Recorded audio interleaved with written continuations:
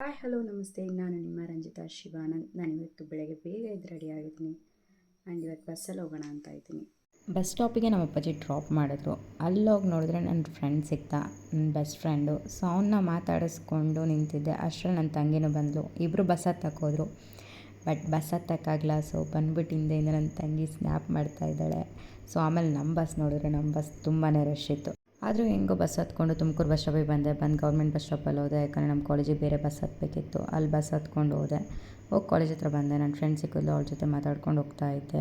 ಅದಾದಮೇಲೆ ನನ್ನ ಫ್ರೆಂಡ್ ಸಿಕ್ಕಿದ್ರು. Hi Ammu, thank you. ಅದಾದಮೇಲೆ ಕ್ಲಾಸಿಗೆ ಬಂದು ಕ್ಲಾಸೆಲ್ಲ ಮುಗಿಸ್ಕೊಂಡ್ವಿ. ಅದಾದಮೇಲೆ ಲಂಚ್ ಬ್ರೇಕ್ ಆಯಿತು. ಲಂಚ್ ಬ್ರೇಕಲ್ಲಿ ಇವತ್ತು ಸುಜನ ಅಂತೂ ಮೊಟ್ಟೆ ತಿಂದಿಲ್ದವ್ರಿಗೆಲ್ಲ ಮೊಟ್ಟೆ ತಿನ್ನಿಸಿದ್ದಾಳೆ. ಅವಳಿಗೆ ಗೊತ್ತಿಲ್ಲ ಆ್ಯಕ್ಚುಲಿ ಅವರಮ್ಮ ಮೊಟ್ಟೆ ಹಾಕಿರೋದು.